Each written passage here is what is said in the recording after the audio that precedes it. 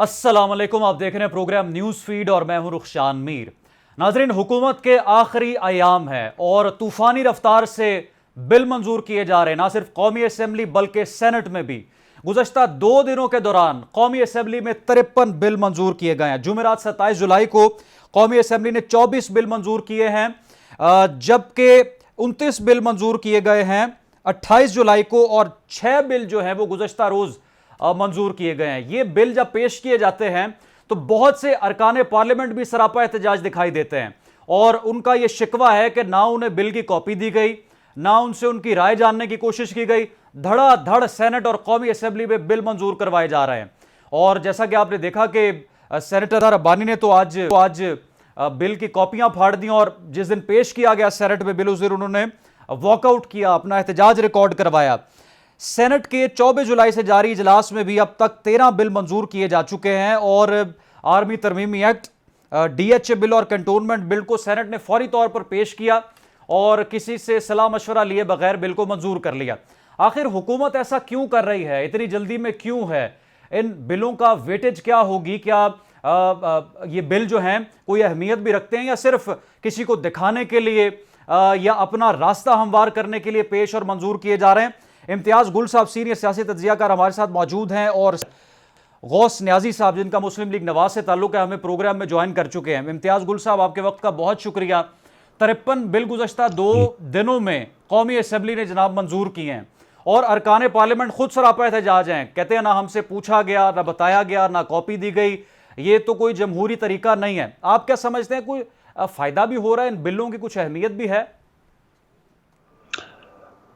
देखिए, इस किस्म के हालात में इस नौयत के बिलों को पास करना, जबकि पार्लियामान के तकरीबन 1/3 अरकान मौजूद नहीं हैं, उसके अलावा बहुत सारे जो मौजूद हैं उनमें से भी गैर हाजिर रहते हैं और फिर बग़ैर कायमा कमेटी में भेजे हुए, बग़ैर उन बिलों की कम से कम कॉपीज़ अरकान को दिए हुए इस तरह जब पास होते हैं तो उसका मतलब है कि इसमें कोई बदनीयती है। और इसी बिल आखिर रज़ा रब्बानी साहब का भी सब्र का पैमाना लबरेज हो गया और उन्होंने सबके सामने वो बिलों की कॉपियाँ आज मालूम नहीं वो आज तकरीर हुई थी, कब हुई थी, वो फाड़ दी, क्योंकि बुनियादी तौर पे उनका यही एतराज़ था कि कानून साजी, उनका ख्याल था कि वो सेनेट में कानून साजी के लिए आए हैं, लेकिन अभी उनको ये लग रहा है गुज़श्ता 10 रोज़ से कि वो किसी राजवाड़ में आ गए, यानी ऐसी जगह पे जहाँ सिर्फ एक मखसूस लोगों की मर्जी चलती है। तो एक बड़ा अफसोसनाक पहलू है मौजूदा पार्लियामान का कि धड़ाधड़ हर किस्म के बिल उन्होंने पास किए हैं। मसलन मैं तो और किसी तरफ नहीं जाऊँगा, चैनल का भी आपको ख़तरा हो जाएगा, मुझे भी। मैं सिर्फ ये कहता हूँ कि जो पाक चाइना गवादर यूनिवर्सिटी लाहौर का मिसाल के तौर पे एक मंजूरी हुई है। अब मालूम नहीं किसी रिटायर्ड सिविल मिलिट्री अफसर के जहन की एक इख्तरा है कि गवादर के नाम पे पाक चाइना यूनिवर्सिटी लाहौर में बननी चाहिए। गवादर, तुर्बत, मकरान, इन इलाकों के लोग बेचारे गुर्बत में पिस रहे हैं, बेरोज़गारी है वहाँ पे, उन लोगों को खाने को नहीं मिलता। यूनिवर्सिटीज़ अगर हैं तो उसमें असातिज़ा नहीं हैं, फंड्स नहीं हैं, और ये उनके नाम को इस्तेमाल करते हुए सीपैक में से कोई साहब अपना कोई हिस्सा निकालना चाहते हैं उसके ना, इसीलिए उस पर ये यूनिवर्सिटी के क़याम का फ़ैसला भी हुआ। हालांकि गुज़श्ता साल सितंबर में अक्सर अरकान असम्बली ने स्टैंडिंग कमेटी में इस नौयत के बिल की बड़ी मुखालफत कर दी थी। महनाज अकबर अजीज़ साहिबा, डॉक्टर निसार चीमा मेरा ख्याल है, और इस तरह के और बहुत सारे अरकान मौजूद थे जिन्होंने ये क्वेश्चन किया था कि पाक चाइना गवादर यूनिवर्सिटी लाहौर में क्यों हो रही है। तो जब इस नौयत के बिल आते हैं और इस तरह धड़ाधड़, जिसे आपने मेरे ख्याल को 50-55 के करीब बिल हो गए होंगे जो आपने गिनाए हैं। बिल 2 रोज़ में हुए कौमी असम्बली जी, तो ये तो बिल्कुल एक मजाक है, एक फॉर्मेलिटी है, इसमें कोई बहस मुबाहिसा नहीं है, कोई कानूनी तकाजा जो पार्लिमानी अक़दार का भी कोई तकाजा होता है वो भी पूरा नहीं किया गया। तो इस पर हम जितना भी अफसोस करें कम है। सर, रज़ा रब्बानी ज़ाहिरा पीपल्स पार्टी से उनका ताल्लुक है, तो इत्तेहादी जमातें आपस में भी इख्तलाफ का इजहार कर रही हैं।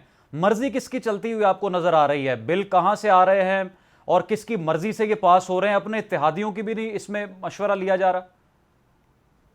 دیکھیں انتہائی افسوسناک صورتحال ہے، معلوم نہیں کس کے مشورے سے یہ ہو رہا ہے۔ تو دو چار بلوں پہ تو جب وہ شہری رحمان صاحبہ نے وہ بل پیش کیا، اس پہ اعتراض ہوا تو انہوں نے کہا کہ بڑی عجیب و غریب منطق پیش کی، میں بہت حیران بھی ہوا۔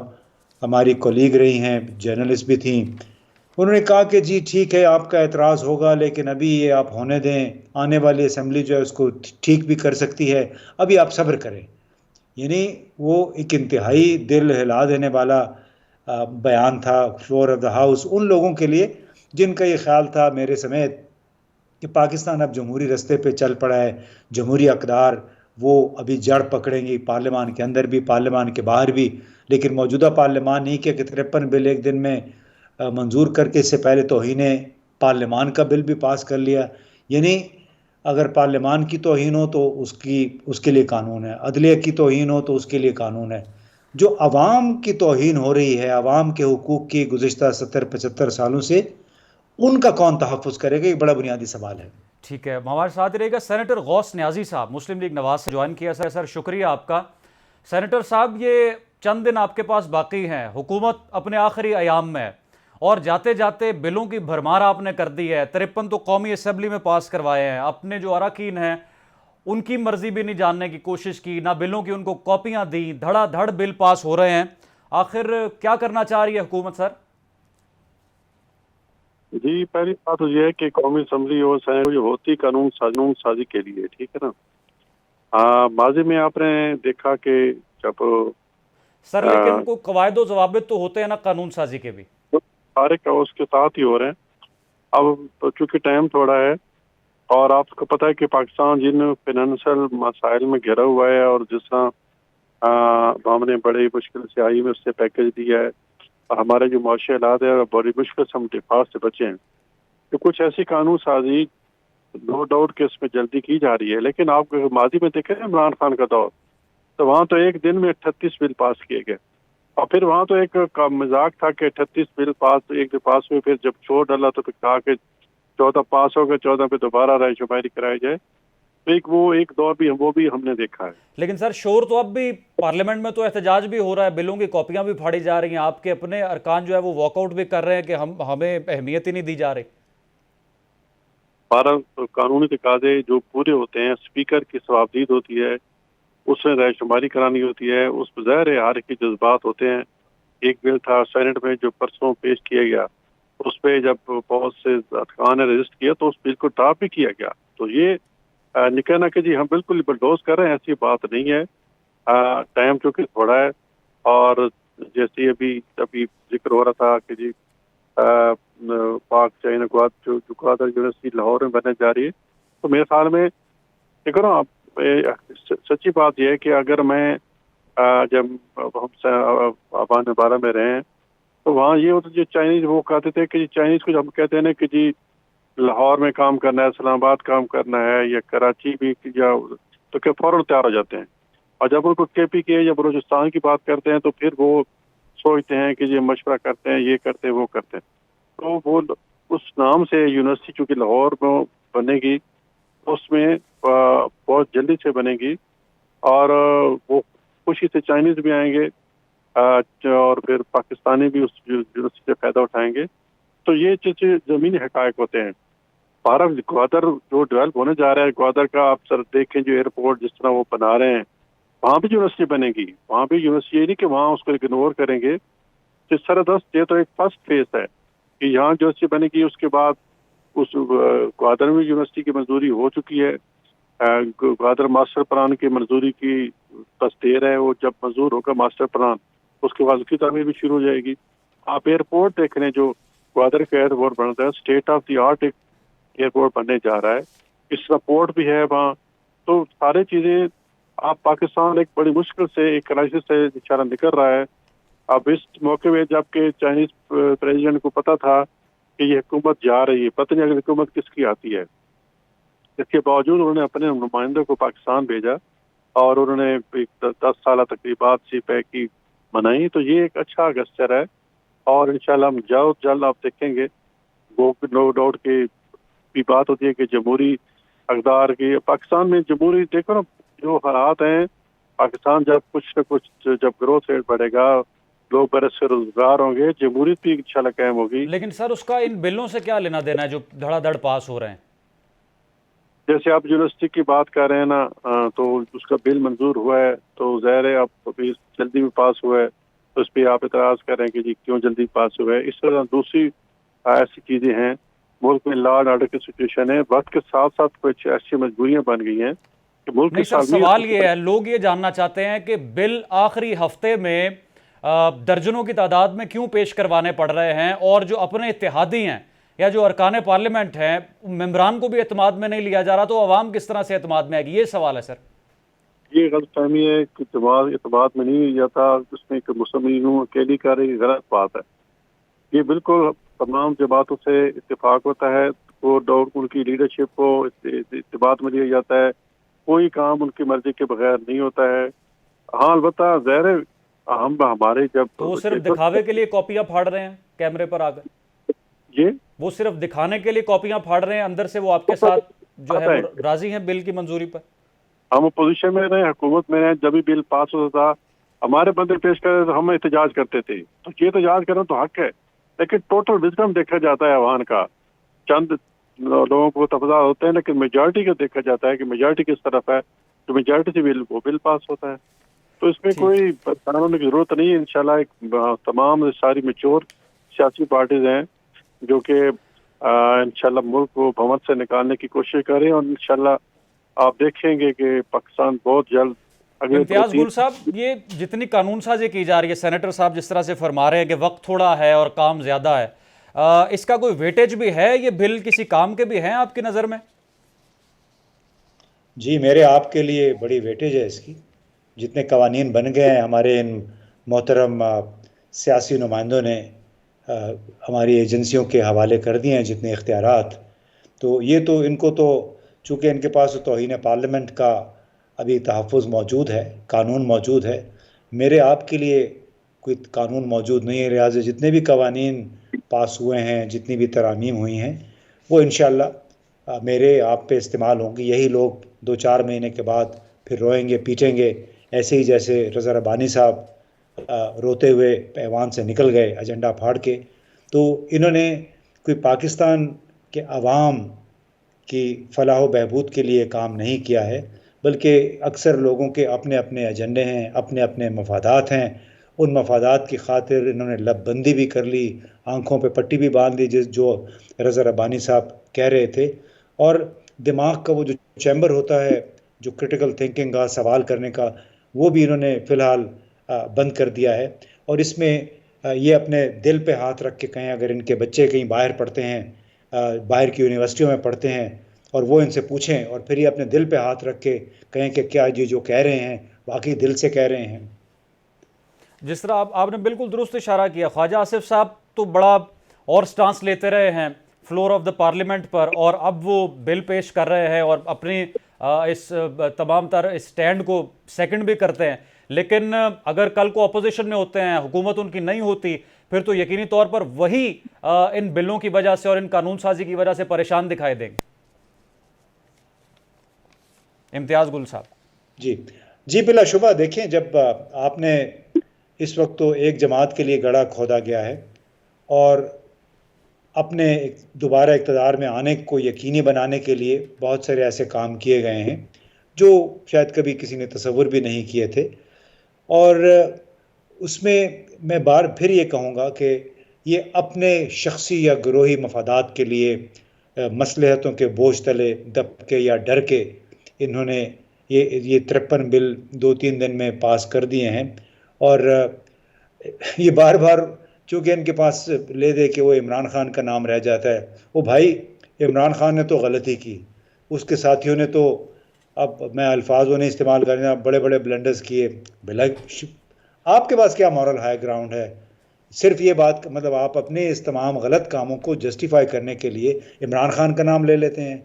ابھی ہر طرف ٹی وی پہ خبریں چل رہی ہیں کہ برآمدات پاکستان کی کتنی مطلب اقتصادی صورتحال ویسے تھے مجموعی کتنی خراب ہے, اور آپ پھر عمران خان کا نام لینا شروع کر دیتے ہیں. خدا کے لیے اس طرح کا کام نہ کریں جس کے لیے تاریخ آپ کو معاف نہیں کرے گی, جس کے لیے آپ کی آنے والی نسلیں آپ کو معاف نہیں کریں گی. جی سینیٹر صاحب، امتیاز گل صاحب فرمائے ہیں جس طرح سے آپ نے سینٹ میں بل پاس کیا ہے کہ انتشار پھیلانے والی جماعت کو الیکشن نہیں لڑنے دیا جائے گا، اکاؤنٹس ان کے سیز ہوں گے، بینکوں میں جو پیسہ ہے اس کو وڈرا کر لیا جائے گا، اثاثے ان کے منجمد ہوں گے. تو یہ قانون سازی اگر آج مسلم لیگ نون اور پاکستان پیپلز پارٹی کر رہی ہے تو یہ قانون سازی تو کل کو آپ کے خلاف بھی استعمال ہو سکتی ہے. سر آپ کی بات بالکل ٹھیک ہے، ہمارے خلاف بھی استعمال ہو سکتی ہے، لیکن سچی بات یہ ہے کہ جو پارٹی انتشار پر ہے کیا اس کو حکومت کرنے کا یا حکومت چلن کا حق ہے؟ جو پارٹی اپنے اداروں کے خلاف گالم گلوچ کرے اور ننگیاں گالیاں دے اور نام لے لے کے پکارے. سر ماضی میں آپ بھی تو کرتے رہے ہیں. آپ کے رہنماؤں نے تو پھول جھڑے تھے. آپ نواز شریف صاحب کا باہر سے جو انہوں نے زوم کے ذریعے خطاب کیا وہ آج بھی یوٹیوب پر موجود ہے. Khawaja Asif floor of the parliament پر جو فرماتے رہے وہ بھی انٹرنیٹ پر موجود ہے. نے کیا کیا کہا تھا اس میں صرف نام لیا نا کہ جنرل صاحب آپ کے دور میں یہ ہو رہا ہے، آپ نے یہ کیا وہ کیا. ہم نے کبھی برے بھلا نہیں کہا، ہم نے کبھی کوئی ایسی بات نہیں کی جس کی وجہ سے میاں صاحب نے ایسی بات نہیں کی جس کی وجہ سے کوئی خدا نہ صاحب ملک کے دفاعی. ایاز صادق صاحب نے کہا پسینے چھوٹ گئے، ان کی تقریر موجود ہے انٹرنیٹ پر. خواجہ آصف صاحب کی ایک بڑی تقریر موجود ہے انٹرنیٹ پر. مریم نواز شریف صاحبہ نے بے شمار مرتبہ اس طرح سے تنقید کی ہے. سر کیوں امتحان میں ڈال رہے ہیں آپ؟ آج کل جس طرح آج کل ہو رہا ہے اور جس طرح نام لے لے کے مطلب ٹٹی ہری تو کسی کو نہیں کہا. انہوں نے صورتحال ضرور بیان کی ہے اور باجوہ صاحب کا نام لے جو سٹنگ جسٹ اور مطلب موجود آرمی چیف کا نام لے لے کے جو کی جا رہی ہے اور ان کو بلیک میل کیا جا رہا ہے. ابھی چیف پرائم منسٹر صاحب نے اسٹیٹمنٹ دی کہ عمران خان کی طرف سے ایک اختراع آئی ہے کہ جی آرمی چیف کو خدا نخواستہ کوئی اسیسینیشن اٹیمپٹ ہو سکتی ہے. یہ عمران خان نے خبر دکھائی تو کہا ہم نے کوئی میاں صاحب نے ایسی خبر دکھائی یا ایسی ہم نے کی. ہم نے جب بھی تنقید کی ہے ذمہ داری سے کی ہے. اور باقی جو آپ کہہ رہے ہیں نا پسینے والی بات یہ ہو سکتا ہے، اس میں ایک بھی انہوں نے یہ خواجہ صاحب کا نام لے کے نہیں کہا کہ پسینے چھوٹ رہے تھے یا کوئی ایسی وجہ. پر ہم نے تنقید ضرور کی ہے لیکن ود ان لمٹس. جہاں ملک کے دفاع ایسے اسٹیٹمنٹ جس سے ہمارے ملک کے دفاعی ادارے کمزور ہوتے ہوں یا ہمارے دفاعی معاملات پہ کوئی ضرب پڑتی ہو، ہمیں کبھی ایسی اسٹیٹمنٹ نہیں کی اور نہ سر جب اپوزیشن میں تھی نون لیگ بے شمار مرتبہ کی ہے تنقید. سر نام لے کر کی ہے تنقید. میں یہ کہ تنقید ہمیں تنقید ضرور کی ہے لیکن چلے اب اس طرف حل کی طرف آتے ہیں. سر ابھی جو آپ کے پارلیمنٹ کے اندر آپ کے اپنے اتحادی آپ کے خلاف سراپا احتجاج ہیں بلوں کی منظوری کو لے کر، ان کو کس طرح سے منائیں گے؟ اب ان کو کیا اعتماد میں کس طرح سے لیں گے؟ کوئی ہے اسٹریٹجی آپ کے پاس؟ سر ظاہر ہے بالکل منائیں گے اور ظاہر جب قانون پاس ہوتا ہے تو میجارٹی سے پاس ہوتا ہے اور اس میں ظاہر کو ایک ووٹ ہوتا ہے، ہر ممبر کا ووٹ ہوتا ہے، وہ جس کا ووٹ ڈالے گا. ظاہر ہے جس کا اگر ووٹ کم ہوتے ہیں تو پھر ظاہر وہ بل پاس نہیں ہوتا. تو ہم تو وہ جمہوری طریقہ ہے نا جی. اب ظاہر ہے اگر اس کے اس وقت اگر 175 یا 76 ارکان ہے یا 80 ارکان ہے، اس میں سے اگر 100 یا 101 اس کے حق میں ووٹ دیتے ہیں تو پھر بل تو پاس ہو جائے گا نا جی. امتیاز گل صاحب، پرائم منسٹر میاں محمد شہباز شریف صاحب نے انٹرویو بھی دیا ہے. 12 اگست تک انہوں نے کہا اسمبلی کی مدت ہے لیکن جو انتخابات ہوں گے نئی مردم شماری کے تحت ہوں گے. ایسا نہیں آپ کو لگتا کہ اب الیکشنز کروانے سے حکومت بھی بھاگ رہی ہے اور کچھ وقت چاہتی ہے؟ 90 دن کے اندر کیسے انتخابات ہوں گے نئی مردم شماری کے تحت اور ان ساری چیزوں کو دیکھتے ہوئے؟ نہیں تو میرا خیال ہے کسی کو غلط فہمی میں نہیں رہنا چاہیے. ابھی تو انتخابات نہیں ہونے کو، جو نئی مردم شماری کا ایک دم یہ کبوتر پوٹلی میں سے نکال لیا ہے. یہ ایک آخری حربہ تھا انتخابات کو مؤخر کرنے کا، اور میرا خیال ہے کہ انشاءاللہ انتخابات مؤخر ہوں گے. نگران وزیر اعظم آئیں گے بقول راجہ ریاض حسین کے. ایک انتہائی مضبوط ماہر معیشت ہونا چاہیے ان کو تاکہ وہ معیشت ٹھیک کریں. بھلے انتخابات 10 سال کے لیے نہ ہوں. اس کے بعد یہ اب مردم شماری کی بات آ گئی ہے تو اور سب سے بڑھ کے بات، اگر انہوں نے انتخابات کروانے ہوتے تو میرا خیال ہے پہلے بجلی، پھر گیس اور پھر پیٹرول کی قیمتوں میں اضافہ نہ ہوتا. بالکل آپ نے درست کہا، مسلسل بڑھتی جا رہی ہیں قیمتیں. سر جی، امتیاز گل صاحب سینئر سیاسی تجزیہ کار اور سینیٹر غوث نیازی صاحب ہمارے ساتھ موجود ہیں اور مسلم لیگ نواز سے ان کا تعلق. ناظرین، جو بل قومی اسمبلی اور سینٹ میں پیش کر کے فوری طور پر منظور کروائے جا رہے ہیں، سب سے زیادہ سوچنے کی اور فکر کی بات یہ ہے کہ اتحادی جماعتوں کے اپنے اندر اتحاد نہیں دکھائی دے رہا، اور ارکان پارلیمنٹ جو میڈیا کے نمائندوں سے آف دی کیمرہ بھی گفتگو کرتے ہیں، وہ کہتے ہیں نہ ہمارے پاس بل کی کاپی آئی ہے، نہ ہمیں اعتماد میں لیا گیا ہے، دھڑا دھڑ کہیں سے بل آیا ہے، اس کو فوری طور پر پیش کر کے تو منظور کروا لیا ہے۔ یہ کیا جمہوری روایت ہے؟ کیا یہ جمہوری طریقہ ہے؟ کیا اس کو ڈیموکریسی کہتے ہیں؟ اور کیا اس طرح سے ملک کے مسائل حل ہو سکتے ہیں؟ یہ بہت بڑا سوال اور بہت بڑا المیہ ہے۔ اگر یہ ایک جمہوری حکومت ہے، یہ جو کولیشن پارٹیز ہیں، کولیشن گورنمنٹ جو ہے، اگر یہ جمہوری روایات کو اس کی پیروی کرتے ہوئے تمام تر قانون سازی کر رہی ہے، تو پھر اعتماد میں کیوں نہیں لیا جا رہا اپنے اتحادیوں کو، ارکان پارلیمنٹ کو، سینیٹرز کو اعتماد میں کیوں نہیں لیا جا رہا؟ یہ ایک بہت بڑا سوال ہے۔ اور رہی بات الیکشنز کی، تو الیکشنز اس طرح سے امتیاز گل صاحب نے کہا کہ اگر الیکشنز وقت پر حکومت نے کروانے ہوتے تو قیمتوں میں اضافہ نہ ہوتا۔ حاضر ہوں گے ایک مختصر سے بریک کے بعد۔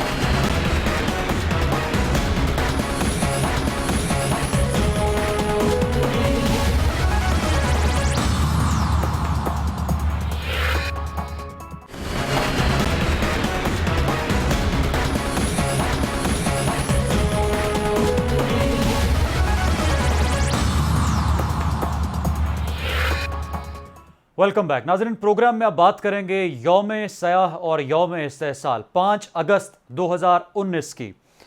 ناظرین، قابض افواج کی جانب سے محاصرے اور تلاشی کی کارروائیوں کے دوران کیمیائی اور بھاری ہتھیاروں کا استعمال کشمیر میں کیا گیا۔ پیلٹ گنز کے ذریعے کشمیریوں کو نشانہ بنایا جاتا رہا۔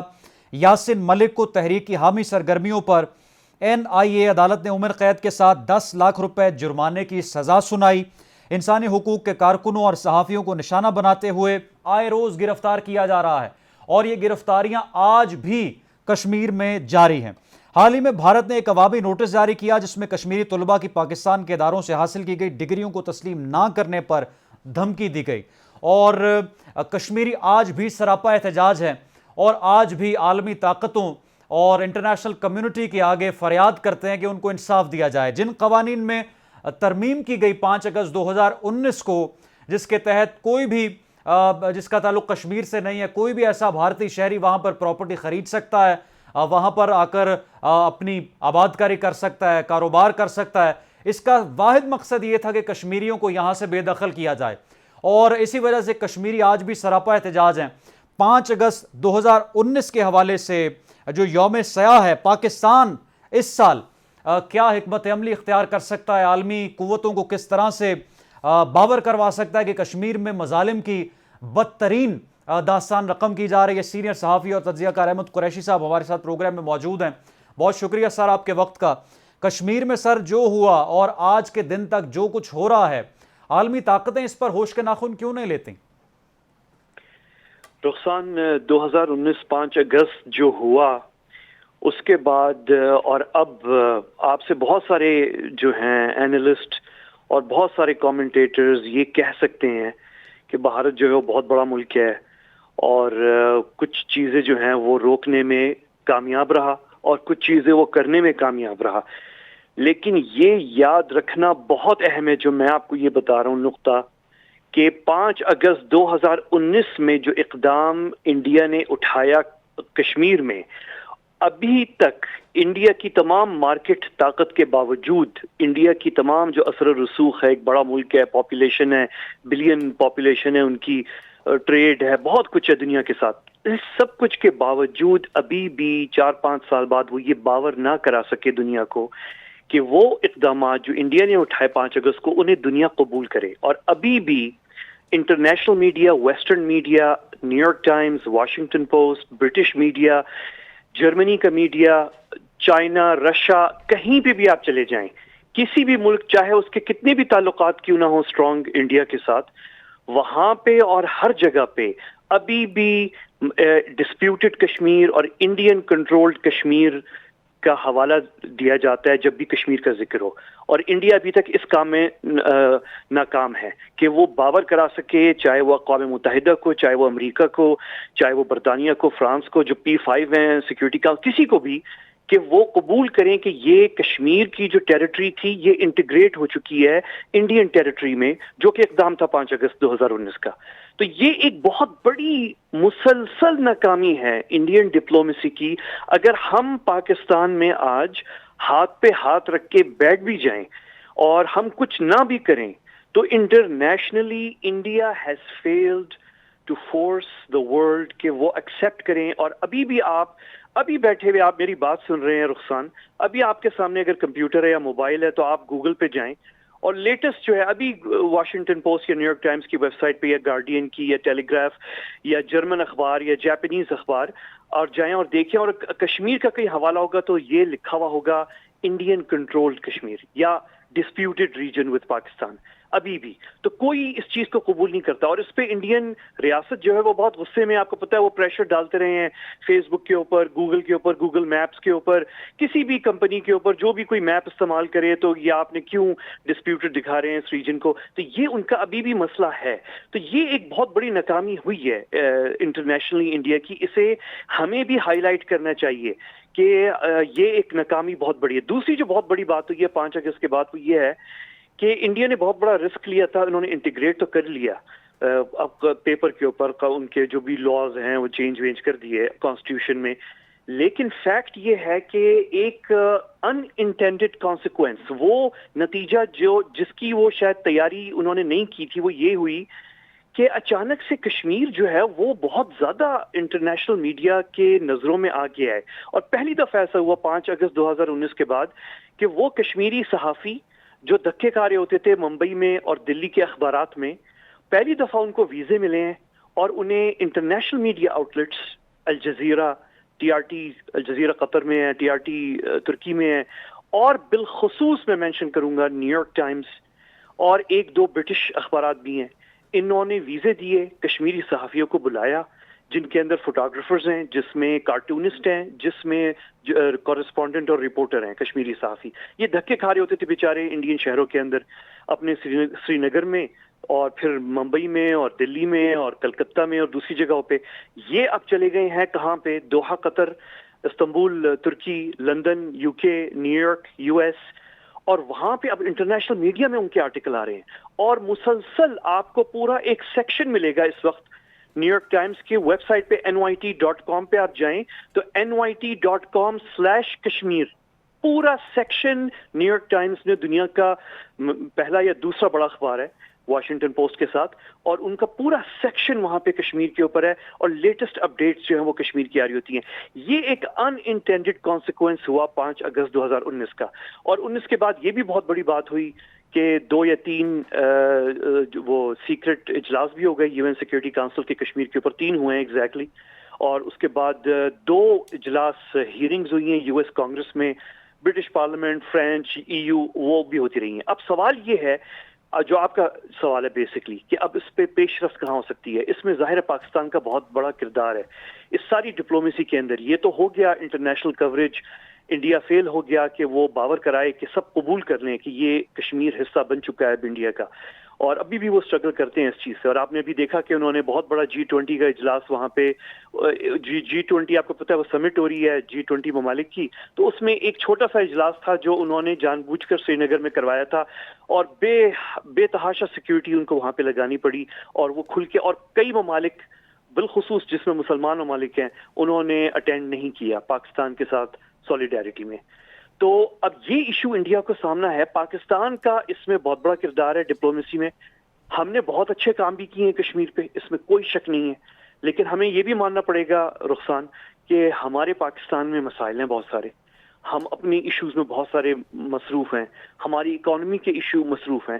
تو اس کی وجہ سے تھوڑا سا ہماری ڈپلومیسی پہ یقیناً کہیں نہ کہیں اثر پڑا ہوگا. ٹھیک ہے، آپ نے بالکل احمد قریشی صاحب نشاندہی کی کہ ہمارے اپنے بھی بڑے مسائل ہیں، پھر بھی ہم اس پر بات کرتے ہیں. آپ چونکہ گلف میں بھی رہے ہیں، جرنلزم کرتے رہے ہیں، اور حال ہی میں آپ پر کافی تنقید بھی کی گئی اسرائیل جانے کی وجہ سے. میں آپ سے یہ جاننا چاہوں گا کہ OIC کا کشمیر کے حوالے سے کیا کردار ہے اور کیا کردار ہونا چاہیے، کیونکہ ظاہر ہے کہ OIC کا مقصد بھی یہی ہے کہ جہاں پر بھی مسلم کمیونٹی پر ظلم ہو رہا ہو یا ان کے حقوق پامال کیے جا رہے ہوں تو سب متحد ہو کر مل کر آواز اٹھائیں. تو آپ سمجھتے ہیں کہ OIC نے اس پر کوئی تسلی بخش کام کیا ہے؟ جی آپ نے مجھے سوال میں اشارتاً رخصان گلف کا مڈل ایسٹ کا میرا کام کا اشارہ ذکر کیا، اور اسرائیل کا بھی آپ نے وزٹ کا کہا، اس میں تنقید بھی ہوئی ہے، آپ نے تنقید کا اشارہ کیا، لیکن اس میں تنقید اور تعریف دونوں ہی ہیں۔ آپ کو پتہ ہے پاکستان جو ایک بہت بڑا ملک ہے، ہم کوئی معمولی ملک نہیں ہے۔ پاکستان جو ہے وہ جو ہے دنیا کا 5واں 6واں ملک ہے، پاپولیشن وائز بھی اور ملٹری پاور کے لحاظ سے بھی، اور ہمارا جو ہے وہ بہت اثر و رسوخ ہے۔ ہمیں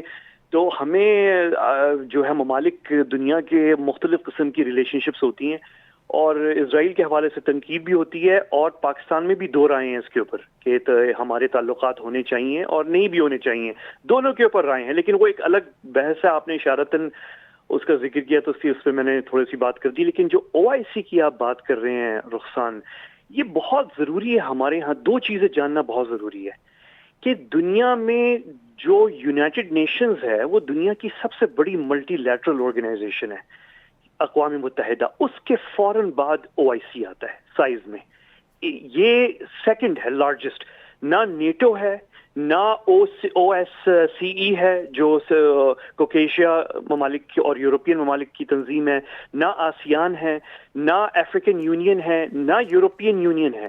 سیکنڈ لارجسٹ انٹرنیشنل آرگنائزیشن وہ OIC ہے، اور وہ بہت انفلوئنشل آرگنائزیشن ہے کچھ چیزوں میں، اور کچھ چیزوں میں اس کی طاقت نہیں ہے۔